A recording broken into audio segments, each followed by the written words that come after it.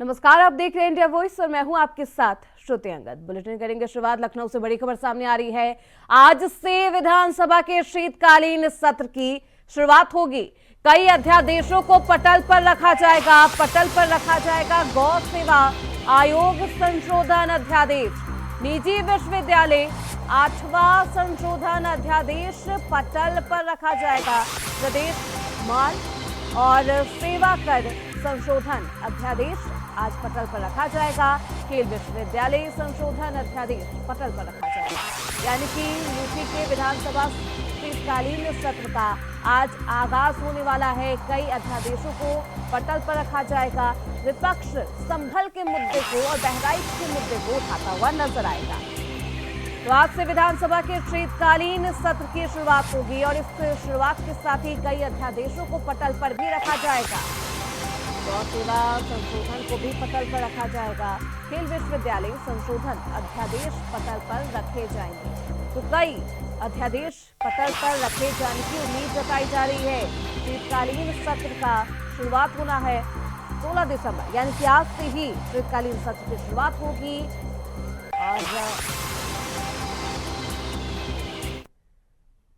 और बढ़ते आगे, देश भर में आज किसानों का ट्रैक्टर मार्च। संयुक्त किसान मोर्चा, गैर राजनीतिक और किसान मजदूर मोर्चा KMM के बुलाने पर पंजाब छोड़कर अन्य राज्यों में ट्रैक्टर मार्च निकाला जाएगा। किसान नेताओं ने कहा है कि 16 दिसंबर को जिला और तहसील स्तर पर बड़े ट्रैक्टर मार्च निकाले जाएंगे। उन्होंने कहा कि तमिलनाडु में 15 जगहों पर रेल रोकी जाएगी। इसके बाद 18 दिसंबर को पंजाब में दोपहर 12 बजे से 3 बजे तक रेल रोको कार्यक्रम किया जाएगा। इसके बाद ही किसान दिल्ली कूच करेंगे। वहीं हरियाणा के शंभू और खनौरी बॉर्डर पर किसान आंदोलन चल रहा है। 20 दिन से आमरण अनशन कर रहे हैं किसान नेता जगजीत डल्लेवाल से केंद्रीय गृह निदेशक मयंक मिश्रा ने मुलाकात भी की है। पंजाब DGP गौरव यादव भी पहुंचे थे। आपको बता दें कि फसलों पर MSP यानी कि न्यूनतम समर्थन मूल्य समेत 13 मांगों को लेकर किसान 26 नवंबर से शंभू बॉर्डर और खनौरी बॉर्डर पर आंदोलन कर रहे हैं। इस दौरान 3 बार किसानों की दिल्ली कूच की कोशिश भी नाकाम रही है। देश भर में आज किसान का ट्रैक्टर मार्च एक बार फिर से देखने को मिलेगा। किसान बेहद आक्रोशित है।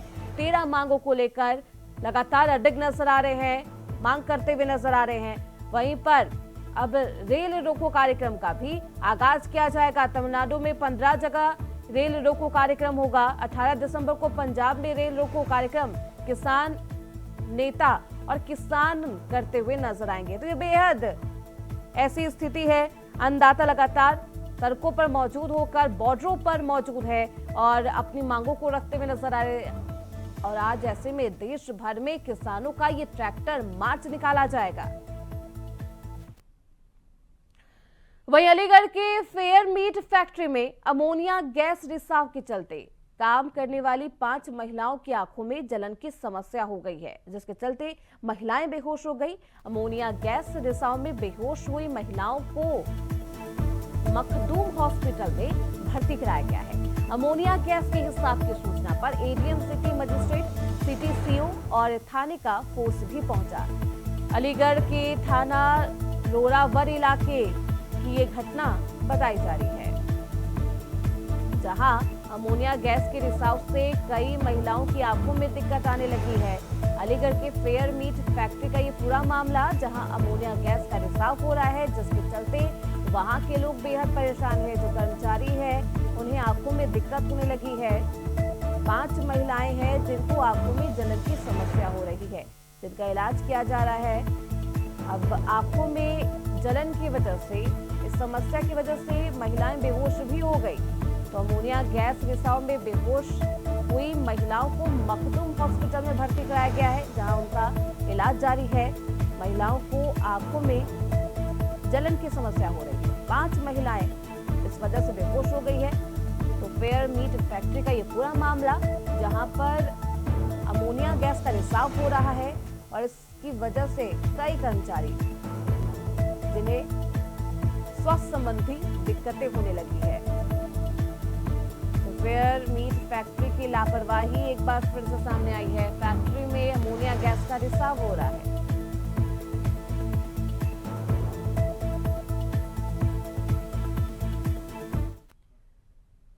वहीं लखनऊ से बड़ी खबर सामने आ रही है। 17 दिसंबर को समाजवादी पार्टी विधानमंडल दल की होगी बैठक। 17 दिसंबर को शाम में सपा विधानमंडल दल की बैठक होनी है। सपा अध्यक्ष अखिलेश यादव की मौजूदगी में ये बैठक होगी।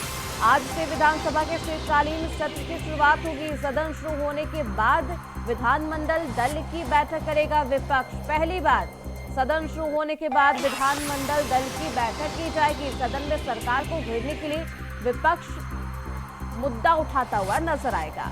20 दिसंबर तक विधानसभा का शीतकालीन सत्र चलने वाला है। तो 16 दिसंबर से 20 दिसंबर तक विधानसभा का शीतकालीन सत्र चलेगा। आज से इसकी शुरुआत होगी, जिसको लेकर समाजवादी पार्टी का विधानमंडल प्रतिनिधिमंडल आज बैठक करता हुआ नजर आएगा। सपा विधानमंडल दल की आज बैठक होनी है। सपा अध्यक्ष अखिलेश यादव की मौजूदगी में ये बैठक होगी। आज से विधानमंडल के शीतकालीन सत्र का शुरुआत हो रहा है और ऐसे में आज समाजवादी पार्टी की तरफ से कई मुद्दे इस सत्र में सदन में उठाए जाने की संभावनाएं जताई जा रही है। तो समाजवादी पार्टी के अध्यक्ष अखिलेश यादव की अध्यक्षता में ये बैठक होगी विधानमंडल दल की, और इसमें कई मुद्दों को उठाया जाएगा। आज से विधानसभा के शीतकालीन सत्र की शुरुआत हुई है। सदन शुरू होने के बाद विधानमंडल दल की बैठक विपक्ष करता हुआ नजर आएगा। ऐसा पहली बार हो रहा है जब सदन के शुरू होने के बाद ही विधानमंडल दल की बैठक विपक्षी पार्टियां करती हुई नजर आएगी। सदन में सरकार को घेरने के लिए क्या कुछ मुद्दे उठाए जाएंगे, किस तरीके से वो मुद्दे उठाए जाएंगे, क्या कुछ वो मुद्दे होंगे जिससे समाजवादी पार्टी सरकार का घेराव करेगी, उसको लेकर आज बैठक की जाएगी। इस बैठक में खुद सपा प्रमुख अखिलेश यादव भी शामिल होंगे। 20 दिसंबर तक विधानसभा का शीतकालीन सत्र चलने वाला है। तो वहीं लखनऊ में कार्यक्रम में सीएम योगी ने संभल मामले पर बड़ा बयान दिया। उन्होंने अयोध्या, काशी और संभल के मामले पर विपक्ष की ओर सवालिया निशान खड़े कर दिए। सीएम योगी ने कहा कि विपक्ष अपनी सरकार में असफल रही तो हमारी सफलता पर सवाल खड़े कर रही है। मुख्यमंत्री योगी आदित्यनाथ ने कहा कि संभल में इतना प्राचीन मंदिर क्या रातों रात प्रशासन ने बना दिया है? क्या वहां बजरंगबली की इतनी प्राचीन मूर्ति रातों रात आ गई है? वहां जो ज्योतिर्लिंग निकला है वहां आस्था नहीं थी तो फिर क्या था? इस तरीके से सीएम योगी आदित्यनाथ ने समाजवादी पार्टी विपक्षी पार्टियों का घेराव किया। क्या कुछ कहा सीएम योगी आदित्यनाथ ने, सुनिए। आप मुझे बताओ, अयोध्या में राम मंदिर का फैसला नहीं आता, अयोध्या में राम मंदिर नहीं बन पाता, क्या अयोध्या में इंटरनेशनल एयरपोर्ट बन पाता है? क्या अयोध्या के अंदर की गलियां 4 लेन की बन पाती? क्या अयोध्या रेलवे की डबल लाइन के साथ जुड़ पाता है? क्या अयोध्या की इतनी बेहतरीन कनेक्टिविटी हो पाती है? क्या आम जनमानस खुश है, हर व्यक्ति प्रफुल्लित है, आने वाला श्रद्धालु कृतज्ञता ज्ञापित करता है। लेकिन देश के संविधान का वास्तव में गला घोंट करके संविधान में चोरी से सेकुलर शब्द डालने वाले लोग अपने घर में शोक मना रहे हैं। उन्हें परेशानी है कि काशी विश्वनाथ धाम की कायाकल्प कैसे हो गई। उन्हें परेशानी है कि अयोध्या में राम मंदिर और अयोध्या इतनी भव्य और दिव्य कैसे हो गई। उन्हें परेशानी इस बात की है कि हम लोगों ने तो दशकों तक शासन किया लेकिन कुछ नहीं हम कर पाए। अपने निकम्मेपन पर हम लोगों को कोस रहे हैं। अपनी अकर्मण्यता का दोष हमारी सफलता को कोस करके दे रहे हैं। और इसलिए मैं आप सबसे कहना चाहूंगा, हम सबको इनकी इस मानसिकता को देखना होगा। याद रखना, ये कितना भी राग अलापे, कल संसद में संविधान पे चर्चा हो रही थी लेकिन मुद्दा संभल का उठ रहा था। और संभल में इन्हीं के समय में 46 वर्ष पहले जिस मंदिर को बंद कर दिया गया वो मंदिर फिर से सबके सामने आ गया। इनकी वास्तविकता को सबके सामने प्रस्तुत कर दिया। याद करिए ना, क्या वो संभल में इतना प्राचीन मंदिर क्या रातों रात प्रशासन ने बना दिया? क्या वहां बजरंगबली की इतनी प्राचीन मूर्ति रातों रात आ गई? क्या वहां पर जो ज्योतिर्लिंग निकला है, क्या यह आस्था नहीं थी क्या? उन दरिंदों को आज तक सजा क्यों नहीं मिली? इन्होंने 46 वर्ष पहले संभल के अंदर नरसंहार किया था। क्यों नहीं चर्चा होती संभल में उन लोगों की, उन निर्दोष लोगों की? क्या क्या कसूर था उनका, जिनकी निर्मम हत्या संभल के अंदर आज से 46 वर्ष पहले हुई थी? लेकिन जो भी उस सच को बोलेगा उसको धमकी दी जाएगी, उनका मुंह बंद कराने का प्रयास होगा।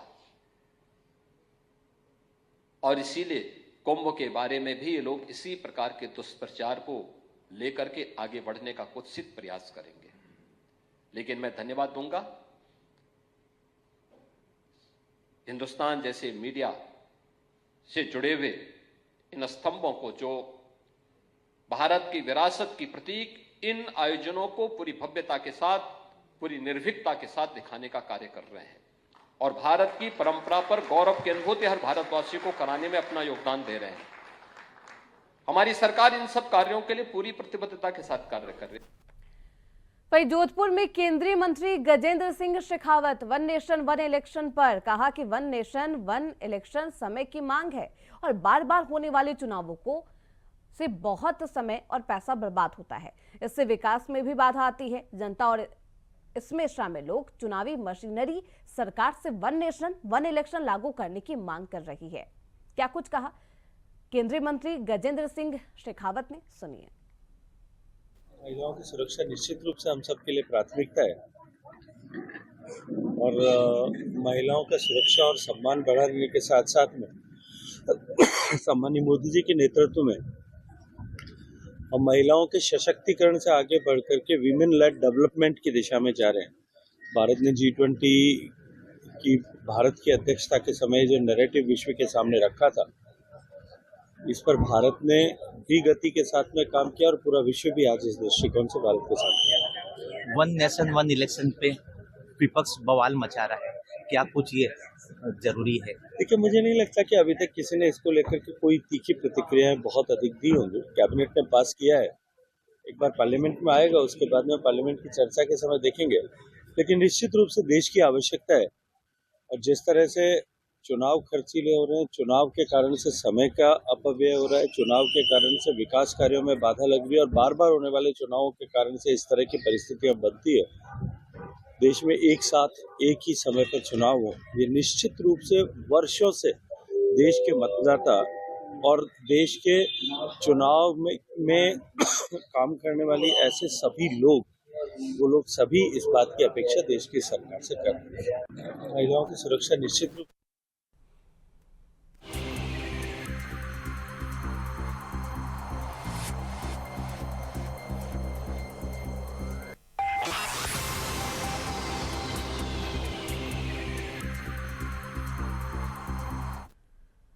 वही रायबरेली में देर रात एसपी ने तबादला एक्सप्रेस चलाई है। 56 पुलिस कर्मियों के कार्यक्षेत्र में बदलाव किया गया है। 14 उप निरीक्षकों के कार्यक्षेत्र में ये बदलाव किया है। मुख्य आरक्षी व आरक्षी के कार्यक्षेत्र में भी बदलाव किया गया है। कानून व्यवस्था के मद्देनजर ये बदलाव किए गए। तो देर रात तबादला एक्सप्रेस चला, जिसमें 56 जो अधिकारी है उनका कार्यक्षेत्र बदल दिया गया है। मुख्य आरक्षी व आरक्षी के कार्यक्षेत्र में भी बदलाव किया गया है। 14 उप निरीक्षकों के कार्यक्षेत्र बदले गए हैं। कानून व्यवस्था के मद्देनजर ये फेरबदल किया गया है। रायबरेली में कल रात देर रात एसपी ने ये तबादला एक्सप्रेस चलाई है। 56 पुलिसकर्मियों के कार्यक्षेत्र में बदलाव किया गया है। 14 उप निरीक्षकों के कार्यक्षेत्र में बदलाव किया गया है। मुख्य आरक्षी व आरक्षी के कार्यक्षेत्र में बदलाव किया गया है।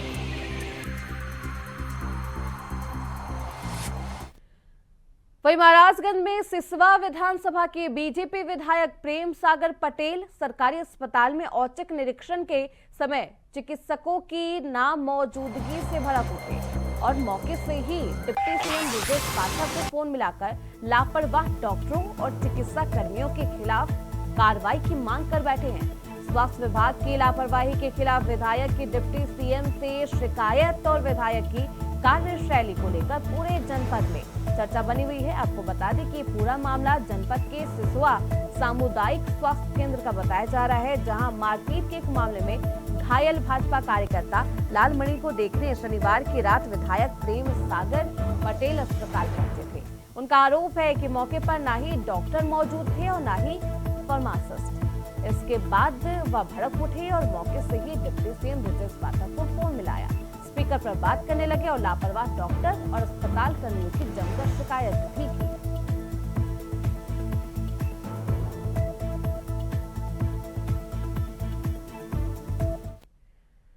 वहीं देवरिया में संदिग्ध परिस्थितियों में घायल युवक की इलाज के दौरान मौत हो गई है। ये घटना बरियारपुर थाना के खुसवा चौराहे पर घटी। परिजनों ने हत्या का आरोप लगाया है। परिजनों और ग्रामीणों ने शव को सड़क पर रखकर जाम लगाया। पुलिस ने पहुंचकर जाम को खुलवाया है। हालांकि जो परिजन है वो बेहद आक्रोशित है। संदिग्ध परिस्थितियों में युवक की मौत हो गई है और लगातार परिजनों की मांग है कि इसकी हत्या हुई है और हत्या के तौर पर ही पुलिस प्रशासन इसकी जांच करे। हत्यारों को फांसी दो, हत्यारों की गिरफ्तारी हो, हत्यारों की गिरफ्तारी हो। प्रशासन मुर्दाबाद, पुलिस प्रशासन मुर्दाबाद, पुलिस प्रशासन मुर्दाबाद। गुंडागर्दी नहीं चलेगी, गुंडागर्दी नहीं चलेगी। हत्यारों को फांसी दो, हत्यारों को फांसी तो दो। देवरिया का ये पूरा मामला है, जहां संदिग्ध परिस्थितियों में युवक की मौत हो गई है, जिसको लेकर अब पुलिस प्रशासन से लगातार ग्रामीण जांच की मांग कर रहे हैं। परिजनों का कहना है कि ये मौत नहीं बल्कि हत्या है और युवक को इलाज के लिए अस्पताल में भर्ती भी कराया गया था, जिस दौरान उसकी मौत हो गई है। तो बेहद संदिग्ध परिस्थितियों में युवक की मौत हो गई है। देवरिया का ये पूरा मामला है, जहां लोगों का आक्रोश देखने को मिल रहा है। पुलिस प्रशासन की मौजूदगी है और इस तरीके से शव को बीचों बीच रखकर सड़क पर परिजन और ग्रामीण इस तरीके से प्रशासन से मांग करते हुए नजर आए। हत्यारों की गिरफ्तारी हो, हत्यारों की गिरफ्तारी हो। वहीं उत्तर प्रदेश में कड़ाके की ठंड पड़ रही है। पहाड़ी क्षेत्रों में भी हो रही बर्फबारी का असर यूपी में साफ तौर पर देखा जा सकता है। सुबह, शाम और रात को धीरे धीरे ठिठुरन बढ़ रही है। राज्य के कई जिलों के न्यूनतम और अधिकतम तापमान में गिरावट हो रही है, जिसके कारण लगातार ठंड में इजाफा हो रहा है। आज भी प्रदेश के क्षेत्रों में जोरदार ठंड पड़ने लगी है। मौसम विभाग के मुताबिक आज प्रदेश के कई जिलों में शीतलहर के साथ साथ घने कोहरे का भी अलर्ट जारी किया गया है। लोग कड़ाके की ठंड से बचने के लिए अलाव का सहारा ले रहे हैं। यूपी के बिजनौर, शामली, महाराजगंज, गोंडा, अयोध्या, रायबरेली, सीतापुर, कुशीनगर, श्रावस्ती, खीरी, बाराबंकी और अमेठी समेत 26 जिलों में शीतलहर का अलर्ट जारी किया गया है। मौसम विभाग के द्वारा ये शीतलहर को लेकर अलर्ट जारी किया गया है। मौसम वैज्ञानिकों के अनुसार अयोध्या में सबसे ज्यादा ठंड होगी। यहाँ का न्यूनतम तापमान 2 डिग्री सेल्सियस दर्ज किया गया है।